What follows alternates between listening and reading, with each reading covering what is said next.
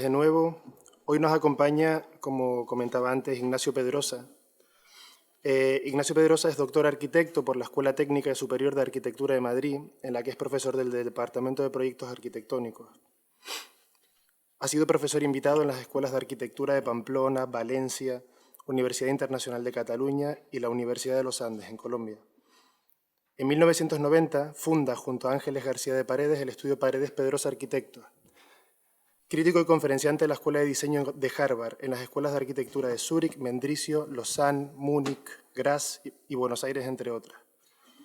Su trabajo se ha centrado principalmente en la obra pública y ha sido reconocida con numerosos premios, entre los que destaca la Medalla de Oro al Mérito en las Bellas Artes por el Gobierno de España en 2014, el Premio Nacional de Arquitectura Española en 2007 y con los premios Europan 2 y 4, Premio de Arquitectura de Madrid, Premio Mansilla, Premio Eduardo Torroja, y continuaríamos. Ha sido invitado a diversas exposiciones internacionales y distintas ediciones de las Bienales de Arquitectura Española, Bienal de Venecia e Iberoamericana. Hoy nos hablará de ciudad, de la transformación de lugares con realidades diversas a través de la arquitectura, modificaciones puntuales que generan cambios a diferentes escalas. Sin más dilación, le cedo la palabra a Ignacio Pedrosa. ¿Se oye? ¿Se oye? Sí. Hola, buenas tardes.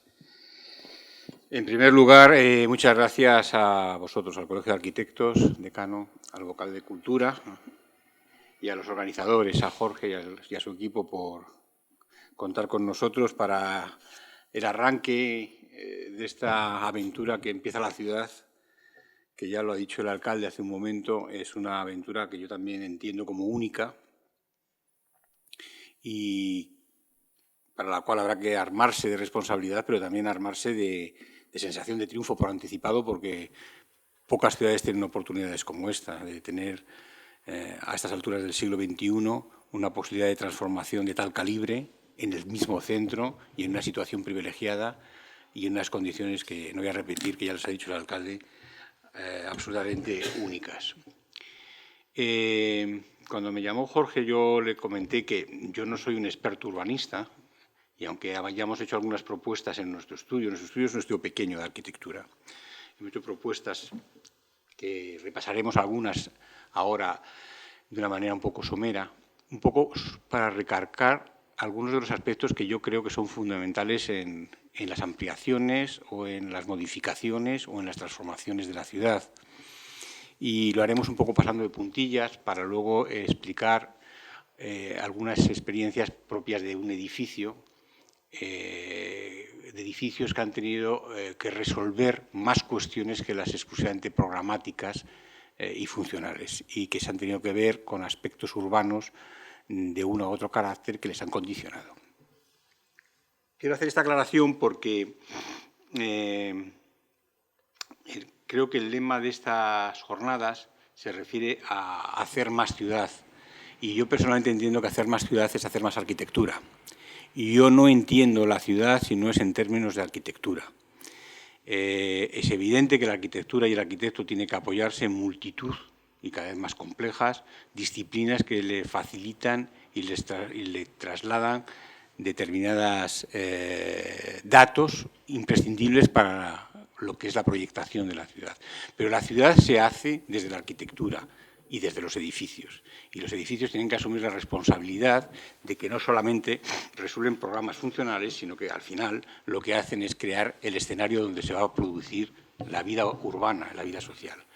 Hoy ya estamos acostumbrados a la palabra sostenibilidad, que yo creo que ya empieza a aburrir porque ya tenía que estar obvia. Cada vez que hablemos de ciudad es que la ciudad tiene que ser sostenible. Ya no hay duda, ya nadie puede tener duda en Occidente de que cuando habla de ciudad es la ciudad en la cual el ciudadano es el protagonista por encima de otras necesidades que han estado sustituyendo sus intereses a lo largo del tiempo. La ciudad peatonal, la ciudad que se ancla en parámetros convencionales de sostenibilidad, una ciudad verde, una ciudad que sea respirable, yo creo que ya no hay ni que enunciarla, ya nadie está dispuesto a dar el paso atrás o no debería estarlo, ¿no? Nosotros hemos visto transformaciones en ciudades en las que vivimos increíblemente rápidas en un número de años realmente cortos, ¿no? Ciudades como Madrid, que a diferencia de Barcelona, por ejemplo, se veían muchas motos, yo uso moto, y siempre me maravillaba hace 20 o 30 años que en Barcelona había muchas motos y había muchas bicicletas. En Madrid no había ni motos ni bicicletas. Ahora en Madrid hay muchas motos y muchas bicicletas y lo que es más, la gente joven, los jóvenes profesionales entienden que la ciudad se vive de otra manera distinta que la habían vivido sus padres. Esa ciudad es la que yo creo que tenéis que proponer vosotros para vuestra ampliación de ciudad, en una situación increíble, que es paradisíaca, ¿no? en una latitud con un clima increíble. Venía paseando por este parque maravilloso que está enfrente del hotel, y yo es que decía, bueno, esto es increíble, estar en el centro de una ciudad y estás dentro de un ambiente de un exotismo y de una riqueza espectacular, ¿no?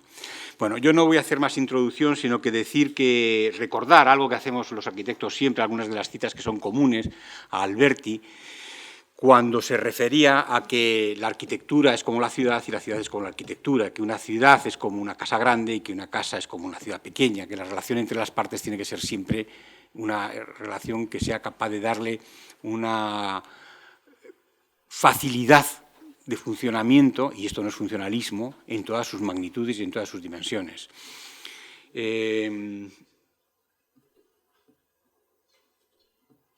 No sé dónde leí algo que decía que en todas partes el arte de construir nace de un germen preexistente.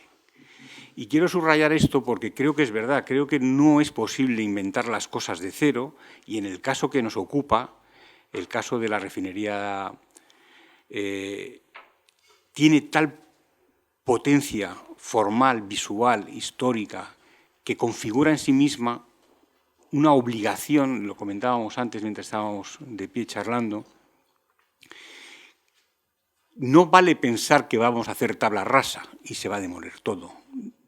La refinería ha formado parte de la ciudad durante 50, 70 años, ¿no? Una persistencia de tal valor debería, de alguna manera, estar presente en el futuro, ¿no? Y ahí están los retos, ¿no? Saber, de alguna manera, utilizar lo que ya hay para transformarlo en algo mejor, ¿no? Bueno, yo simplemente voy a pasar unas imágenes deprisa. No sé si se puede bajar un poco más la luz, porque hay muchísima luz.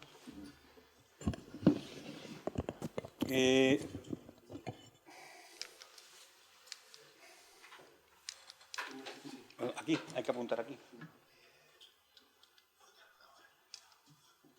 Bueno, esto es lo que nos ocupa hoy, lo que nos trae aquí hoy, hablar de esta enclave increíble en una situación de proximidad al centro de una ciudad grande, consolidada, y además con un tejido que ya la rodea con mucha densidad, y en una situación increíble respecto del borde del mar y de las comunicaciones, de puerto, aeropuerto y tal, ¿no?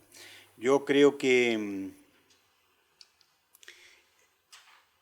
las veces que nos hemos enfrentado en el estudio con proyectos o con propuestas de integrar zonas urbanas, nos hemos basado siempre en cuestiones de reconectar, continuidad, densidad, compacidad, porque son, bajo mi punto de vista, dimensiones que son imprescindibles para la ciudad.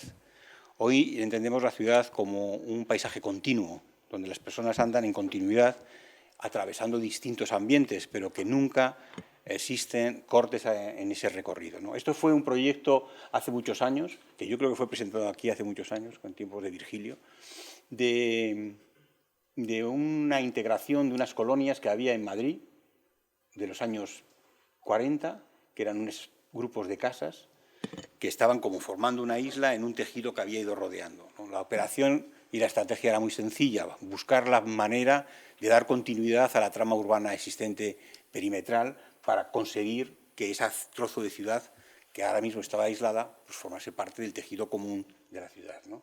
Se utilizaban esos bloques lineales, que no eran bloques de viviendas de protección oficial, esto era una propuesta para la empresa municipal de la vivienda, cuya densidad se conseguía equilibrando la que había perimetralmente, pero también fundamentalmente dando continuidad a todo el viario, de manera que todo este barrio que había estado como ausente, algo de lo que ocurre un poco en la refinería, que es una zona que de alguna manera, aunque está muy presente, está ausente del uso de la ciudad, pues permitiese su uso de una manera convencional, ¿no? Este es otro caso que fue en Aranda de Duero, que era una ciudad pequeña en Valladolid. Ese es el río Duero, articulada por el río Duero, y que tiene un núcleo urbano consolidado, histórico, pero la ciudad había crecido hacia el sur y la zona industrial hacia el oeste. Había dejado unas bolsas y la propuesta intentaba integrar todo a través de esas 30 hectáreas que había, con viviendas y algunos equipamientos como un hospital, un asilo, una zona de institutos y una serie de viviendas en distintos tipos. La cuestión era, otra vez, siempre la misma idea, que es la que a nosotros nos interesa seguir manteniendo a lo largo del tiempo, de continuidad. La ciudad es un organismo continuo y equilibrado que no puede permitirse el lujo de tener ningún tipo de bolsa. Bueno, esto se resolvía mediante unos ciertos grados de complejidad en las uniones con las calles perimetrales existentes, con distintos tipos de vivienda, con distintos tipos de equipamiento, con distintos tipos de zonas verdes, pero buscando un poco la integración en una unidad, ¿no? Se resolvía mediante unas unidades de habitación que estaban un poco complejas, en las cuales había viviendas de distinto tipo, articuladas alrededor de espacios comunes, que permitían o garantizaban una zona de vida de barrio o zona a otra escala más pequeña, ¿no? Pero siempre vinculada con el resto de la ciudad, ¿no? Esta es más reciente, esto fue en Roma hace 2 años, era otra bolsa que había en el centro, esta es la Vía Flaminia, y aquí está la Porta del Popolo, y aquí está el Tridente. Esto era la zona militar, enfrente del Museo más 21 de Zaha Hadid, al lado del edificio, que esto es la zona que estaba bastante abandonada, esta es la zona olímpica, el villaggio olímpico, que es toda esta zona, las zonas de los equipamientos del año 60. Esto es lo de Renzo Piano, este es el Palazzetto dello Sport de Nervi, y esto es el Museo del más 21 de Zaha Hadid. Había toda esta gran bolsa militar que llevaba cerrada pues nunca había estado ocupado por viviendas históricamente, ¿no? Y ahora está en desuso, y la propuesta era otra vez integrar esa zona de pabellones militares que está, como se puede ver, en una zona muy consolidada de la ciudad en todo su perímetro, articular una serie de construcciones que permitiesen la continuidad, en este caso con un gran hincapié en la ciudad verde y en la ciudad peatonal, ¿no? De tal manera que garantizásemos las comunicaciones en todas las direcciones, de una manera fácil, desde las calles principales que tienen actualmente servicios públicos de comunicación para atravesar todo el barrio, ¿no? Era un proyecto en el cual estaba estratificado en vertical los usos, de manera que las partes más bajas, bueno, esto es una serie de esquemas de cómo se generaba desde la ciudad más abierta a la ciudad más cerrada, buscar una solución intermedia que garantizase, eso sí, la densidad y la compacidad necesaria para que sea ciudad, pero que en la parte baja se pareciese más a esto que a esto, de manera que la ciudad tuviese un plano inferior mucho más permeable, donde había todo tipo de servicios, había desde equipamientos de barrio a un museo de la ciencia, una serie de equipamientos que permitían garantizar la vida y permitían garantizar también un poco la densidad de movimientos en todas las direcciones, que eso se había, en este caso, digamos que complementado con una propuesta muy específica de cuestiones de la jardinería y la vegetación que se iba a utilizar en este proyecto. Bueno, al final se configuraban unas piezas de una cierta importancia y una cierta altura en consonancia de edificios que había al lado, pero mucho más permeable en las zonas bajas, ¿no? Bueno, esto se ve así un poco como es este es el eje de Vía Flaminia, y este es el estadio, y esto es el centro de la ciudad, y esta es la zona que pretendía seguir funcionando como una zona de continuidad a otras zonas verdes que hay perimetrales. Bueno, enunciadas estas máximas sencillísimas en las cuales solemos trabajar habitualmente cuando hacemos propuestas de distintas escalas, pero que tiene que ver con los bordes de la ciudad y que tiene que ver con el tejido urbano y con las personas y cómo se van a mover y cómo la van a habitar la ciudad, que son lo de la densidad, la continuidad. Voy a exponer 2 proyectos que están construidos, en los cuales los grados de complejidad no son menores a los que produce la ciudad. Técnicamente a lo mejor sí hay diferencia, pero Este es un caso para una biblioteca pública del Estado que se acabó de construir hace unos años, en los cuales la complejidad era grande por la cuestión urbana, por la cuestión topográfica, por la cuestión arqueológica, por la cuestión funcional, que al fin y al cabo es lo mismo que ocurre con la ciudad, que se trata de, en los proyectos, casar todas las necesidades que están implícitas en el lugar de desarrollo.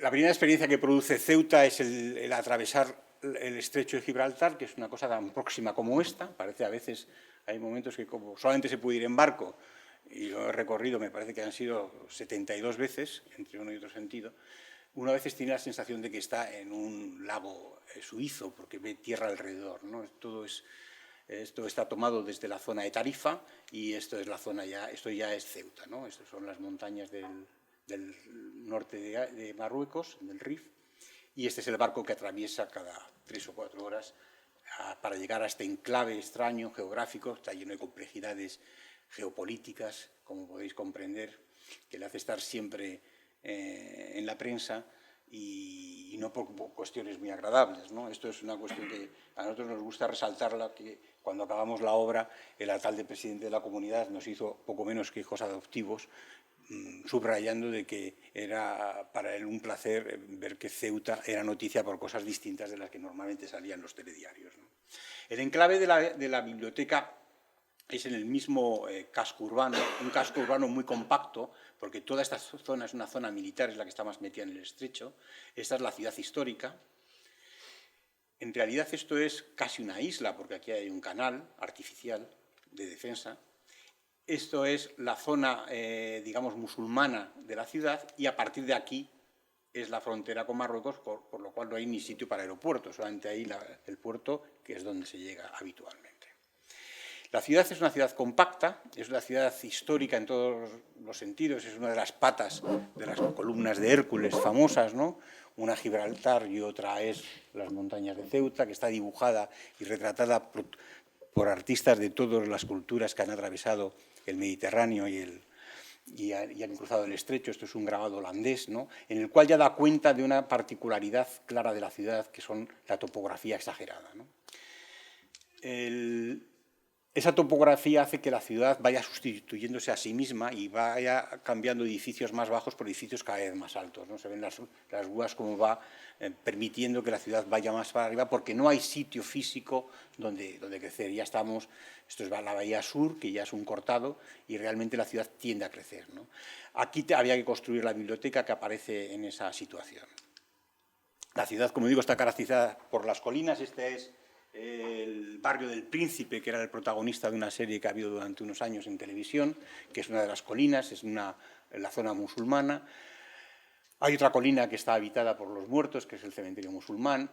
Hay una serie de colinas que reproducen toda una topografía muy acusada. En una parcela muy pequeña, era la que disponía el Ministerio de Cultura para hacer este proyecto ya muy atrasado a lo largo de los años de biblioteca pública.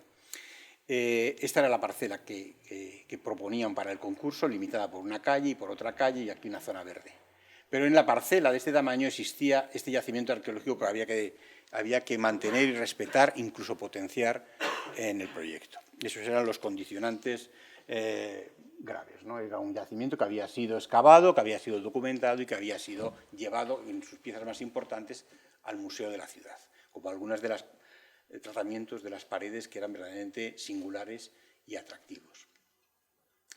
La ocupación de ese yacimiento arqueológico meriní del siglo XIV, los merinís vienen de la península y replegándose hacia África, expulsados por otros árabes del reino de Granada, ¿no? Y se repliegan cruzan Tarifa y se repliegan en esta zona. Pero se instalan con una ciudad nueva, ex novo, que construyen a las afueras de la ciudad de Ceuta, con un urbanismo completamente romano, como ha sido siempre el urbanismo alrededor del Mediterráneo, de retícula, manteniendo, eso sí, los esquemas de casa-patio típica de la arquitectura musulmana. Pero lo cierto y verdad es que nos encontramos con el problema de que teníamos que respetar toda esta gran capacidad que se nos quitaba al edificio y teníamos que desarrollar una biblioteca de las que establece el Ministerio de Cultura como habituales para cada una de las capitales de provincia en España, ¿no? Tienen un programa, una parte de archivo, una parte de lectura. son como unos programas estándar y no se podía reducir. Entonces, nosotros planteamos el edificio un poco montándolo encima del yacimiento, pero provocando que el yacimiento formase parte de la biblioteca y no reduciendo a un resto arqueológico, como tantas veces ocurre, a un sótano oscuro sobre el cual se construye un nuevo edificio con unas funciones nuevas. Nosotros desde el principio pensamos que era posible integrar todo el yacimiento en las zonas por lo menos más abiertas de la biblioteca, son las zonas donde están las zonas de lectura diaria, de consulta, reservando una parte de lectura en las plantas superiores y, eso sí, llevándonos más arriba las salas de máquinas, los almacenes y los archivos generales, porque de sótano apenas nos quedaba esto, no podíamos excavar nada más. Entonces, partiendo de esa realidad con la que teníamos que contar, pues propusimos que, no con cierta oposición de los arqueólogos, mantener esa estructura vertical, porque tampoco había mucho más remedio de la biblioteca. Una biblioteca que tenía en las primeras plantas, estaba, digamos, recortada por el hueco del yacimiento arqueológico y en las plantas superiores se desarrollaban unas zonas de lecturas convencionales de una biblioteca del Estado. Más arriba estaban las salas de máquinas, que es lo que explican por qué está recubierto todo este edificio con una piel que lo envuelve, porque tiene una visión lejana al ocupar una posición topográficamente alta y entonces todas las máquinas están, digamos, como envueltas por la misma piel que protege el edificio de otras cuestiones como el sol. El yacimiento se lo encuentra uno directamente cuando entra de la calle. Estos estaban los arqueólogos recomponiendo después de haber sido excavado, documentado, se volvió a tapar y proteger, se hizo la obra y luego hubo que volver a limpiarlo para dejarlo en modo exposición, ¿no? Y forma parte del interior de la biblioteca. Todas las terrazas que hay alrededor son partes de lecturas y partes comunes de la biblioteca en las primeras plantas, ¿no? También se trajo, fue fácil convencer, aunque yo creía que era imposible, todas las piezas que habían sido obtenidas, encontradas en la excavación arqueológica en los años 90 y se habían llevado al museo, se repusieron al interior de la biblioteca formando parte del museo, de tal manera que ya la biblioteca va cogiendo un carácter distinto y va asumiendo su propio destino en función de lo que le había producido su fisicidad, ¿no? Hay una ruina arqueológica que está presente y esa ruina arqueológica no es una ruina, sino que ya es una parte documental de la historia de la ciudad, ¿no? Entonces, todas estas piezas aparecen dentro de eso. Bueno, esto es un poco la explicación del encasetonado que se hizo para construir la losa que soportan estos grandes pilares, porque encima de esa losa está la biblioteca convencional, ¿no? Bueno, estas son las zonas que se abren sobre el yacimiento. Estas son las partes superiores de la biblioteca, que son partes convencionales, muy acristalada en todo su perímetro, pero toda protegida por una lámina de aluminio marino perforado con distintas densidades en según qué orientación, para protegerlo tanto del sol como de las vistas, y luego dentro pues tiene el programa normal de una biblioteca pública. Bueno, esto es lo que comentaba, de que la piel o el tratamiento exterior que recubre todo el edificio tiene distintas funciones en función si es la cubierta o las fachadas que tienen más exposición al sol o las que tienen más exposición a las vistas de los pisos de enfrente, y se utilizan distintas perforaciones para construir toda esa envolvente. El otro problema que no he citado, pero que se veía en la sección, era la dificultad de la topografía. La topografía es otro de los elementos con los que hay que contar siempre. Cuando se tiene la suerte de trabajar sobre horizontal, uno no se da cuenta de lo complejo que es en la arquitectura manejarse con pendientes, ¿no? Entonces, el edificio salva 10 metros entre una puerta y otra, siendo muy pequeño, y entonces eso explica el tallado de ese basamento, que lo que hace es proteger la piel fina del aluminio, que nunca llega a nivel de calle, se queda en las plantas superiores, porque oculta una pasarela que hay entre la piel de aluminio y los muros de cristal interiores, ¿no? Bueno, esto es la terraza que hay en el piso superior, desde el cual pues, se contempla una vista impresionante del estrecho de Gibraltar.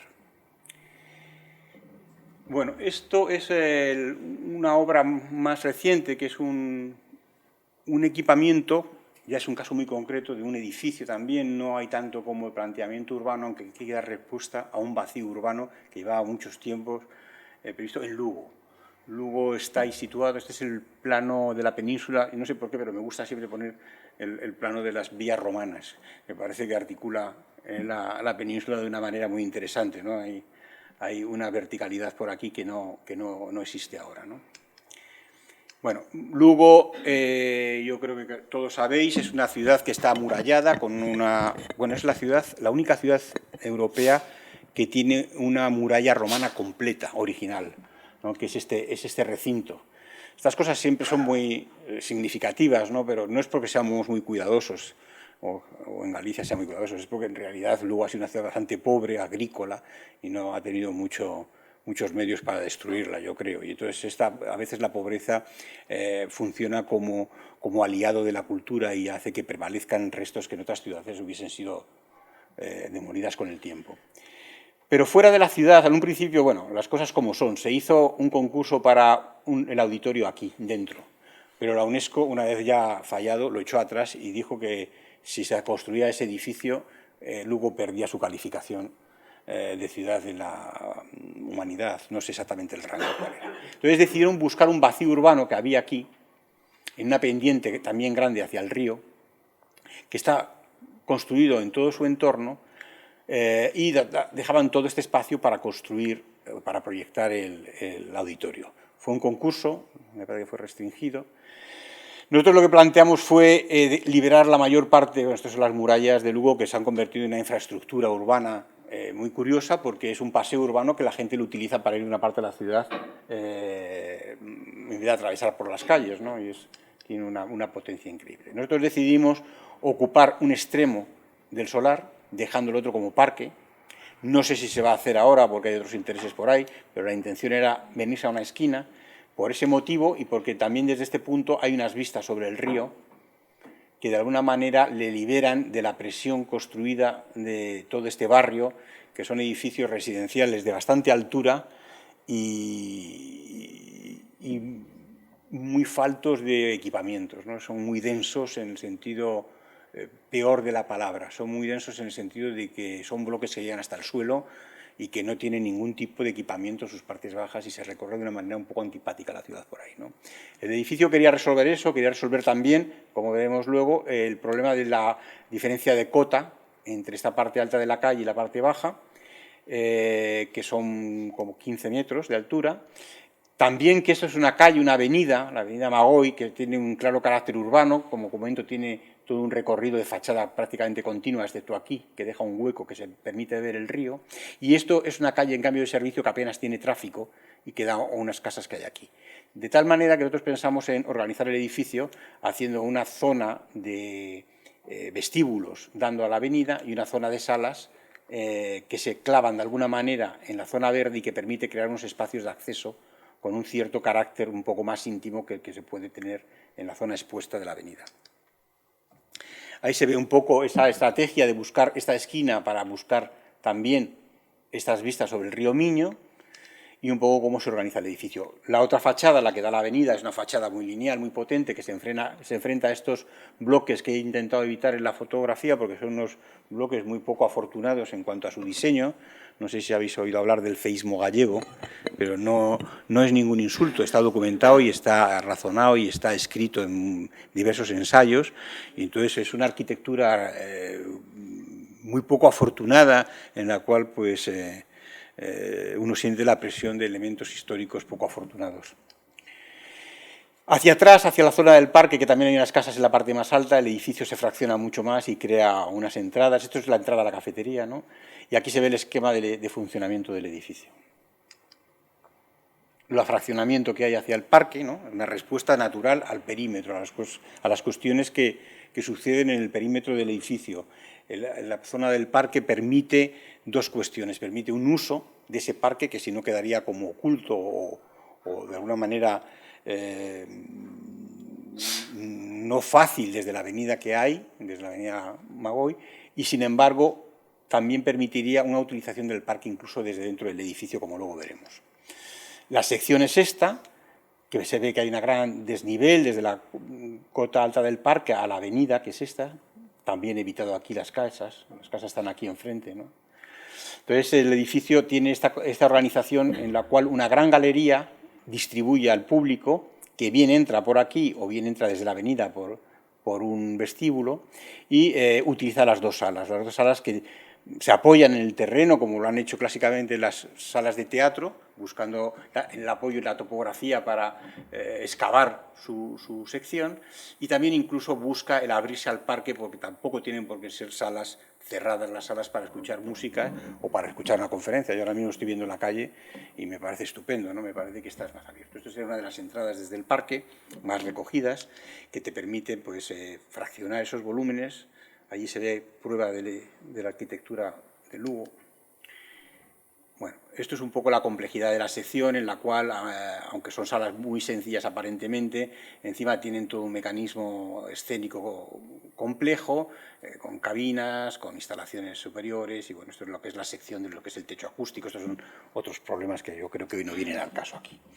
Pero sí, en cambio, viene al caso el hablar de un esquema muy simplificado, muy preciso y muy claro de organización del edificio, a través de unas zonas de recorrido común para las dos salas, donde puede haber cafeterías, baños, aseos, taquillas, lo que sea, todo tipo de servicios, todo en el mismo nivel y que permite a los graderíos. Una sala de teatro pura, de 300 plazas, es un tamaño bastante bueno para el teatro, sobre todo para los artistas, ¿no? A la gente de teatro le gustan las salas más bien pequeñas, en las cuales sientan la proximidad del público, y una sala auditorio más grande de cerca de 1000 plazas, no llega a 1000 plazas, pensada para música y que también tiene una cierta capacidad escénica con una torre, pero está pensado este más como teatro y este más como auditorio o para congresos, ¿no?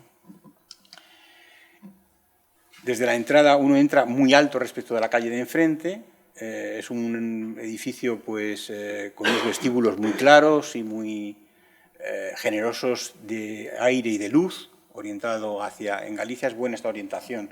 Así como en Madrid el poniente es muy malo, en Galicia la orientación a poniente es buena porque es una orientación que seca, ¿no? Es la humedad, digamos que se la combate bien con estos elementos que ahora luego veremos de la arquitectura gallega, de las galerías, ¿no?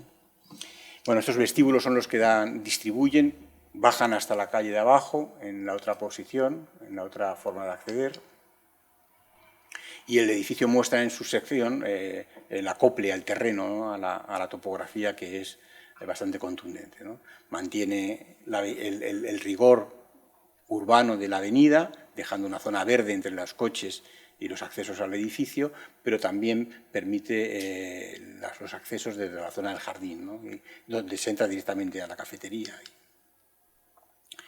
Desde las salas interiores, es una sala convencional de teatro que tiene un graderío frontal y una serie de equipamientos en el techo que permite el desenvolverse bien para sus funciones.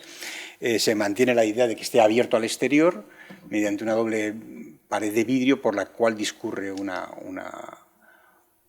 cortina que permite oscurecer la sala, pero que también permite el tener cualquier tipo de intervención con la luz, ¿no? O sea, creo que es otro factor con el que la arquitectura debe contar, incluso la arquitectura de teatro o la arquitectura de la música.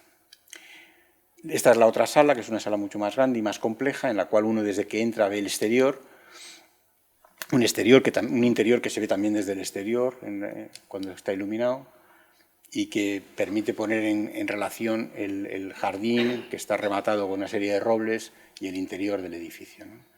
Esto es lo que decía, que esa cortina de fondo puede ser eliminada y estar en el interior. Por supuesto, las formas de los techos y el tallado tanto de las superficies laterales como del techo pues están directamente implicados con otra cuestión a la que hay que dar solución, que es el sonido. Bueno, aquí se diseñaron hasta las butacas y todos los elementos Está sin inaugurar, ¿eh? Con esto de la crisis y esto, el edificio se acabó hace 1 año y medio, me parece, y ahora están haciendo el equipamiento escénico para ponerlo en marcha. No sé si les va a dar tiempo llegar a las elecciones, pero van a intentarlo. Bueno, yo no sé cómo voy de tiempo. Bueno, esto es lo de la fachada, la otra fachada, que es esto, enseguida lo reconoceréis, porque son las fachadas, está basado en las galerías gallegas. Esto es una fotografía del Cantón Grande de La Coruña, que si recordáis la imagen es toda esa calle abierta a poniente, al mar, pero que la gente piensa que era una cuestión decorativa. En realidad, en origen, estas eran las partes traseras de las casas nobles de La Coruña. Las casas nobles dan la calle real que está detrás, y estas son las partes traseras donde se hacía otra vida y donde se secaba la ropa detrás de esas cristaleras que el sol permitía secar no solamente la ropa, sino las propias casas y la humedad interior, ¿no? Tiene de bueno o de atractivo para mí este tipo de velo al que se han referido, incluso Culja se ha referido a estas galerías gallegas, que son todas distintas y sin embargo la imagen es coherente y tiene un grado de continuidad que a mí me resulta muy atractivo, ¿no? Esta fotografía no muestra tanta diferencia, son tres casas muy parecidas, pero a continuación empiezan a producirse alteraciones de altura y de diseño de las construcciones, son todas de madera pintada, en los despieces, ¿no? Incluso la utilización de vidrios de colores en las casas más antiguas, que produce una vibración y una imagen que es verdaderamente atractiva. Bueno, los interiores siguen siendo todos... y por la noche el edificio, bueno, funciona como un edificio público en una zona donde no hay ningún otro edificio público. Siguiendo esta avenida, como 2 o 3 kilómetros más allá, 2 kilómetros, está la universidad, pero antes apenas hay nada más que viviendas residenciales.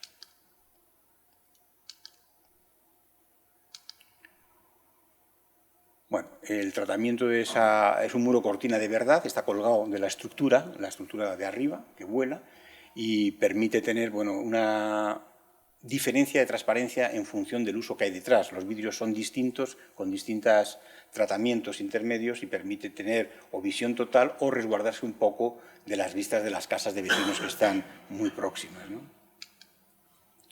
Y el edificio, pues desde el proyecto, el concurso estaba previsto buscar un poco una salida visual desde el edificio hacia el río y hacia las vistas del valle. Bueno, yo creo que con esto hemos acabado por ahora.